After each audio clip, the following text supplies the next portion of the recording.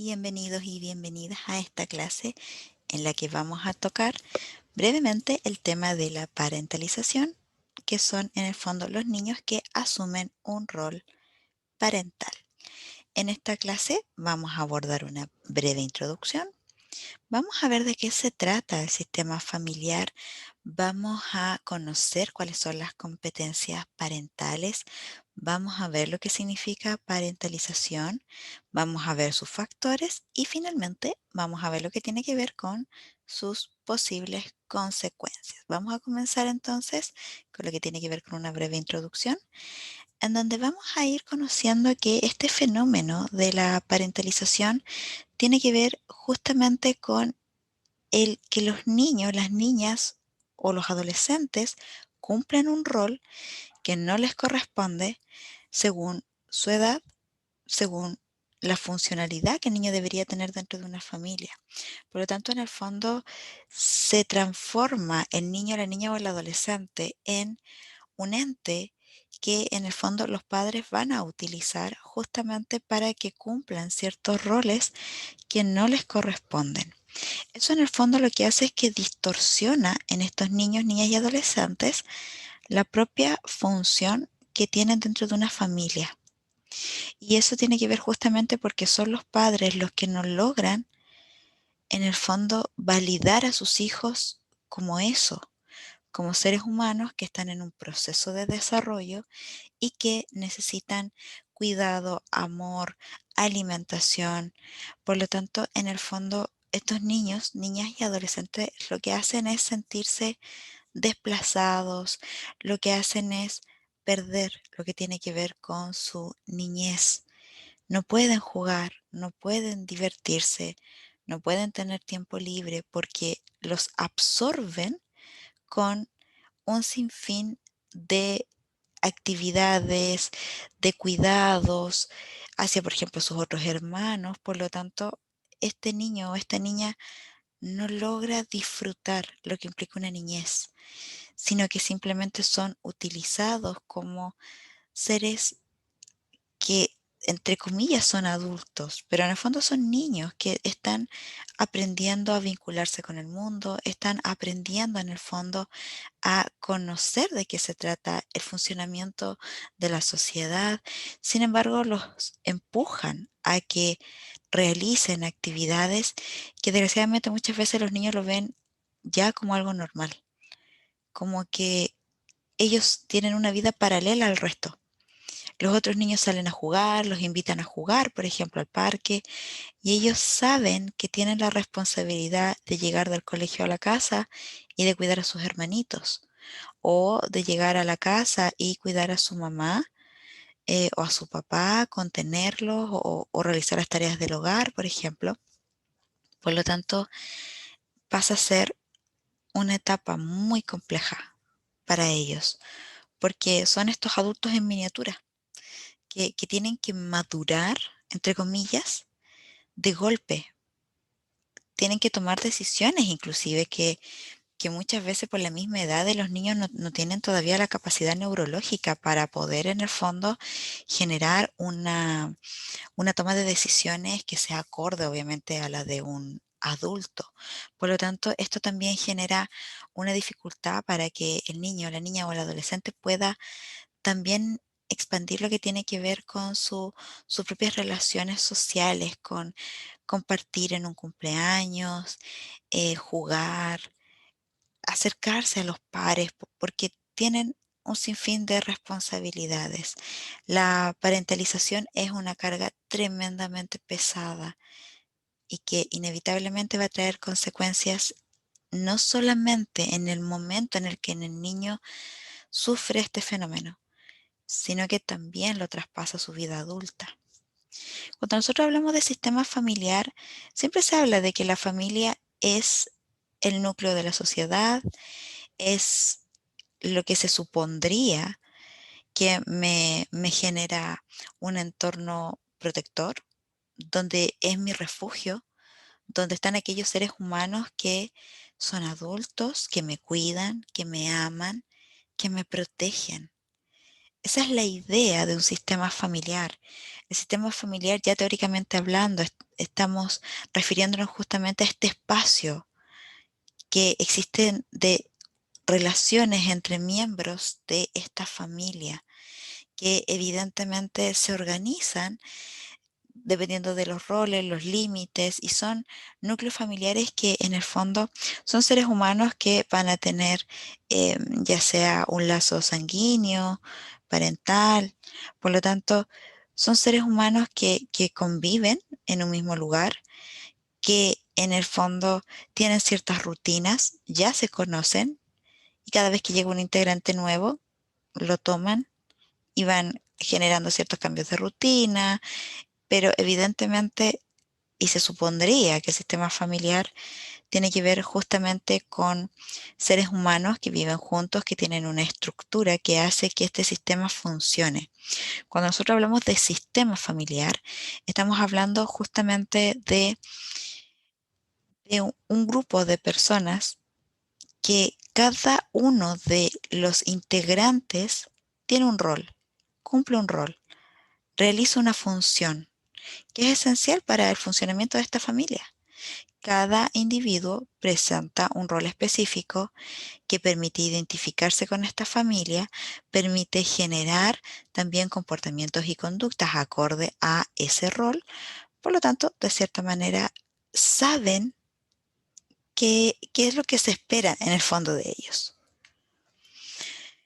Dentro de la familia nosotros vamos a ver distintos aspectos que son fundamentales como las reglas, los límites, la jerarquía, las alianzas, las coaliciones, por ejemplo.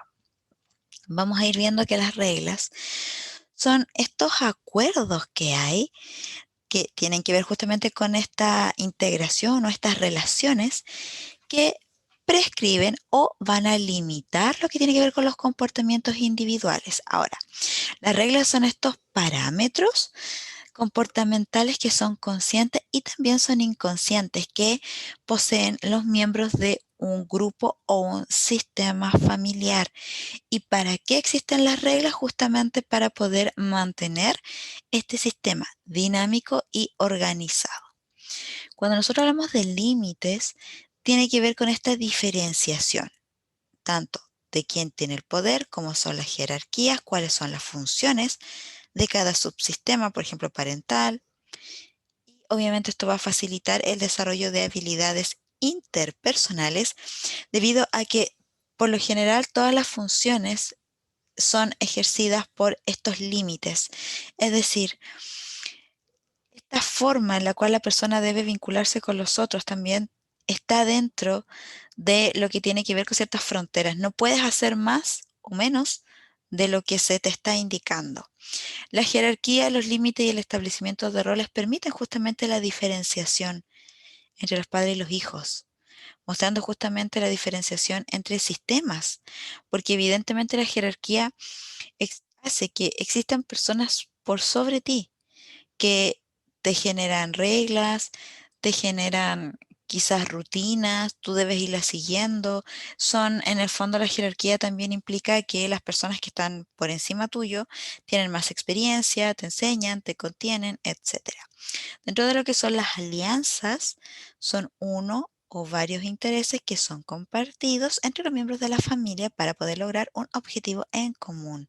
Y este tipo de relaciones permite la cohesión o la unión de estas relaciones entre los miembros y todo el núcleo familiar. Cuando hablamos de coaliciones, estamos viendo justamente en la unión de dos o varios miembros de la familia para ponerse a su vez en contra de otro, donde el beneficio de estos dos primeros tienen prioridad sobre el tercero, es decir, se unen para atacar a la otra persona. Puede ser, por ejemplo, en el caso de que la madre esté enojada con el papá, genera coaliciones con los hijos para que los hijos vean que ella está sufriendo y que la culpa es del padre. Por lo tanto, en el fondo tienen que odiar al padre. Y ahí también se genera una sensación de traición y de deslealtad hacia el padre, porque obviamente los problemas no son de los hijos, por lo tanto, ellos siguen queriendo al padre, pero deben demostrar que lo odian porque están dentro de esta coalición. Los triángulos son esta expresión del conflicto entre los progenitores que buscan justamente el apoyo de uno o varios de sus hijos. Y acá también aparece lo que tiene que ver con las lealtades. La comunicación, emisor y receptor. Hay un emisor y un receptor que es permanente para que pueda existir lo que tiene que ver con esta forma de poder relacionarse en donde requiero tener a alguien que recepcione lo que yo estoy hablando y alguien que emita también un contenido para que yo pueda recepcionar. Y esto se hace constantemente para que pueda fluir lo que tiene que ver con la comunicación. Y a nivel de familia es bidireccional y tiene una dinámica que es espiral.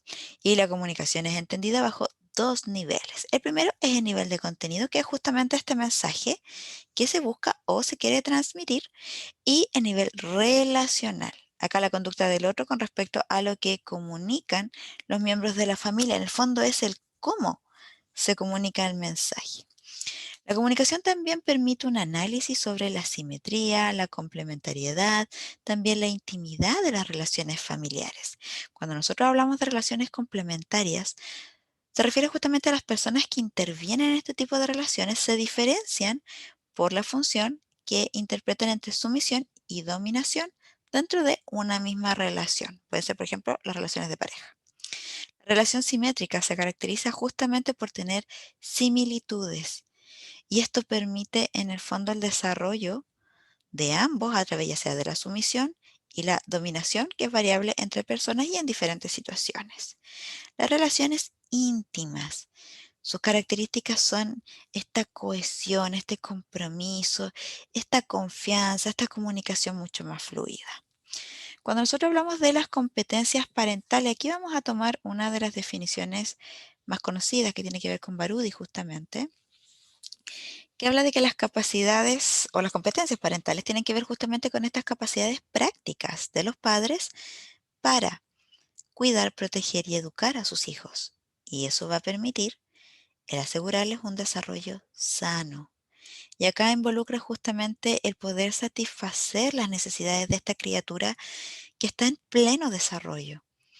Y tiene que ver justamente con una contención emocional, el permitirles darle una alimentación que no es solamente para que no tenga hambre, sino que en el fondo es nutrir a este ser humano. El alimento, de hecho, está muy relacionado con el amor. Por lo tanto, el yo alimento un ser humano porque también implica que me interesa, que lo amo. Protección. El mundo está en constante peligro. Los niños están en constante peligro.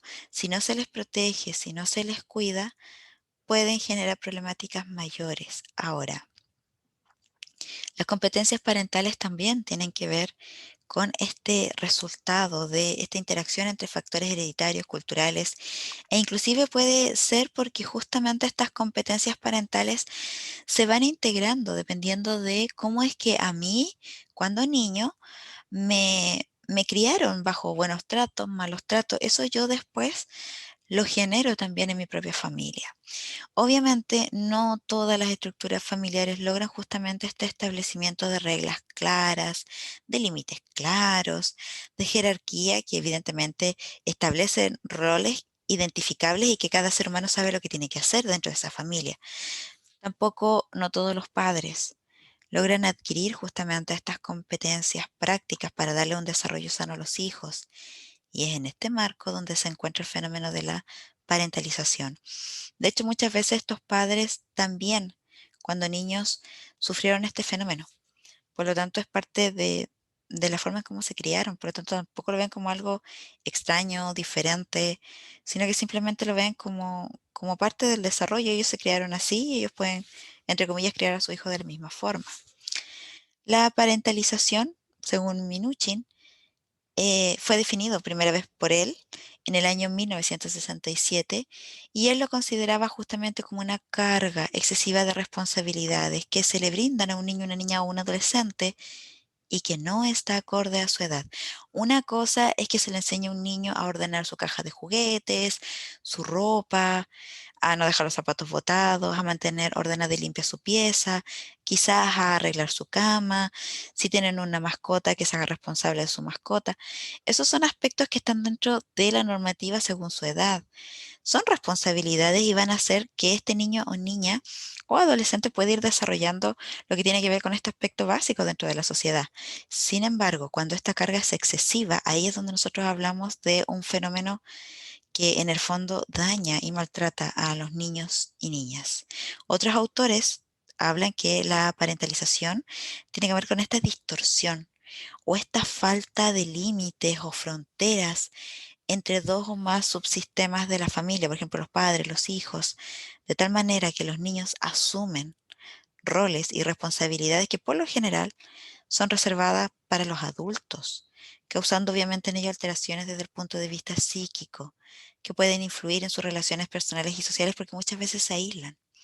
La UNICEF, por su parte, lo clasifica como un tipo de negligencia emocional, ya que desde el momento en que se le otorga justamente a este niño o a esta niña una tarea que excede sus capacidades físicas o también emocionales, necesariamente el padre o el cuidador está ignorando cuáles son las reales capacidades que el niño o la niña poseen de acuerdo a su edad. Este fenómeno se presenta en las familias donde los límites son difusos, se desdibujan los subsistemas conyugales, parentales, filiales. El niño, la niña o el adolescente parentalizado termina ocupando todos los lugares, no siendo posible entonces su adecuada individualización ni independencia. Son padres, son hijos y en el caso extremo de abuso sexual pasan a ser inclusive la pareja. Cuando nosotros hablamos de la deprivación, esta va a ser entendida como estos momentos donde existen carencias afectivas por parte de los padres y se establece bajo dos formas: la hipersocialización y la hiposocialización. En la hipersocialización hay una actitud poco valorativa por parte de los padres que acompaña justamente una exigencia de resultados, normas, responsabilidades asignadas justamente por este sistema ejecutivo, el cual se mantiene bajo la modalidad de culpa en el hijo parentalizado. Si no hace lo que le dicen, le genera culpa. Dentro de la deprivación hiposocializada, acá remite justamente al desinterés y al rechazo que encubre una aparente hiperprotección, provocando un desajuste social en el niño, la niña o el adolescente. El maltrato se manifiesta con violencia pasiva, sabotaje, amenazas, por ejemplo, y a la vez con negligencia, por ejemplo, la falta de cuidado. Es una dinámica cotidiana que resulta en carencias afectivas que con el tiempo se transforman en un síntoma que posteriormente a ello se va a traducir la asunción del niño a las funciones de parentalidad debido a la no definición de los límites o la frontera entre los sistemas. En muchas ocasiones los padres pueden no darse cuenta de esto y están repitiendo simplemente un patrón. Otras veces, justamente lo que tiene que ver con la adquisición de la parentalización se debe justamente a situaciones difíciles de sobrellevar por los padres. Y de cierta manera esto hace que se desestructure el sistema familiar y el hijo tenga o se ve como en esta responsabilidad de hacerse cargo. El proceso de inicio de la parentalización se debe también a que los padres creen que los niños son adultos y son más autónomos porque saben usar internet, etcétera. Un niño, una niña o un adolescente que es parentalizado se enfrenta a una cuestión de lealtad y también al reconocimiento y su valía como persona se determina justamente en la medida que va cumpliendo a cabalidad los roles que se le han designado. El fenómeno de la parentalización es posible distinguir dos tipos, la instrumental y la emocional. La instrumental es la cual responsabiliza al niño de las tareas de la casa y la emocional, el niño actúa como soporte justamente emocional para satisfacer las necesidades psicológicas como el estrés, por ejemplo. Y otra forma en la que se puede categorizar la parentalización es temporal y cautiva. La temporal permite en el fondo el enriquecimiento y crecimiento del niño y la cautiva que no da la oportunidad para el crecimiento del niño en relación con su entorno. Factores de parentalización. La parentalización centrada en padre. Acá las funciones y responsabilidades de los niños son dirigidas principalmente hacia los padres. Compartir secretos, por ejemplo. Y hay otro tipo de parentalización que está centrado en los hermanos, es decir, los padres transfieren la responsabilidad del cuidado de sus propios otros hijos en uno de sus hijos especialmente. La percepción de beneficios de la parentalización. Ahora, el beneficio emocional derivado de la parentalización está relacionada con estas necesidades básicas de posesión. Esta dependencia infantil, imaginaria, con respecto a ayudar a un progenitor puede ser percibida como gratificante para sus propias necesidades de seguridad. Es por ello que justamente una relación se vuelve emocionalmente significativa cuando se reviste de gratitud y reconocimiento.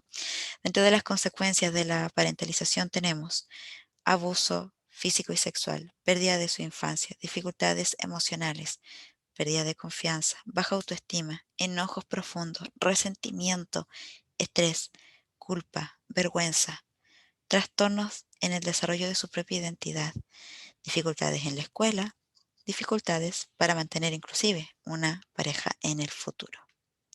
Esto ha sido toda nuestra clase. Muchas gracias por su atención y si deseas recibir gratuitamente el manual de esta clase, déjanos tu correo electrónico en el enlace que aparece en la publicación y con mucho gusto te lo enviaré.